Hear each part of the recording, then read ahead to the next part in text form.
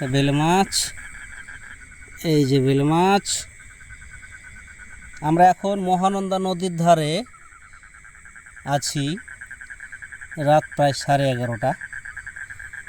আমরা দেখছি যে আসলে ছোট ছোট মাছগুলো এই সময় খাবার সংগ্রহ করতে আসে এবং এসে তারা আমাদের ক্যামেরাবন্দি হয়ে গেল। চারিদিকে ঝিঝি পোকার ডাক। এখানে আরেকটা ছোট্ট মাছ আমরা দেখতে পাচ্ছি, এই যে।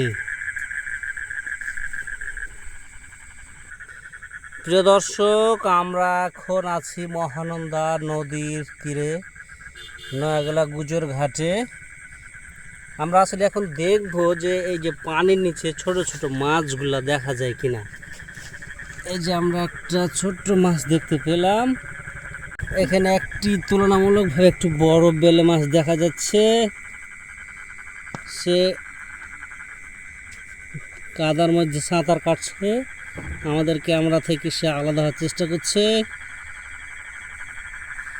ছোট ছোট পুঁটি মাছ এদিক সেদিক ছোটাছুটি করছে।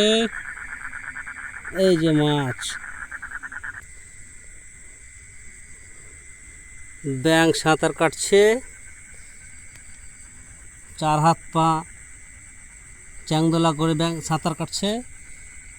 দেখছে যে রাত্রিবেলা সাঁতার কাটা যায় কিনা।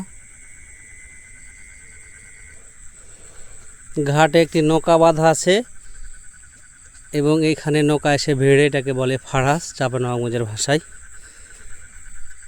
নির্দিষ্ট পরিমাণে লম্বা দৈর্ঘ্য অনুযায়ী বাঁশগুলো কেটে কেটে এবং নিচে পাটাতন দিয়ে একটা পর একটা কাঁটা মেরে ফাড়াসটা তৈরি করা হয়। এই যে নৌকা, আমার সহযোগী বসে আছেন।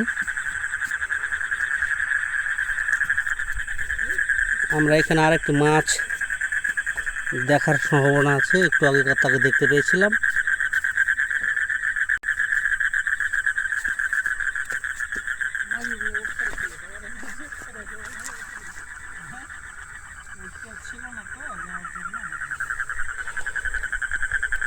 এই যে বেলে মাছ, এই যে বেলে মাছ।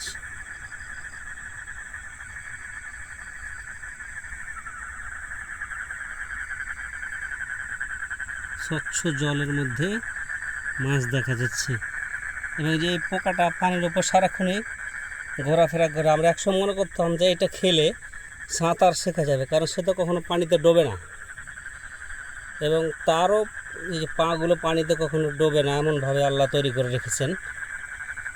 এই যে বেলে মাছ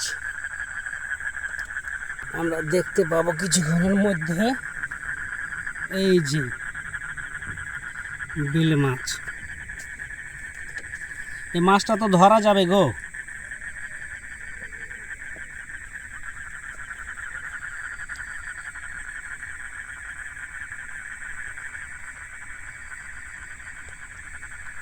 পালিয়ে গেল।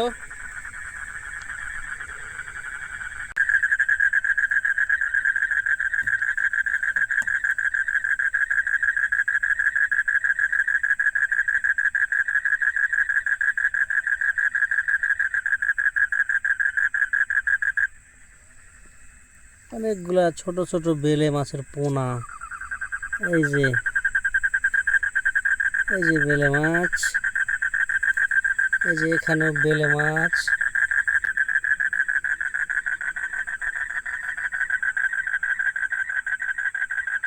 একদম স্বচ্ছ কাঁচের মতন পানির মধ্যে। এই যে বেলে মাছ, নৌকা বাঁধা থাকে যে ফারাস, সেই ফারাসে নিচে বেলে মাছ। এই যে মাছ।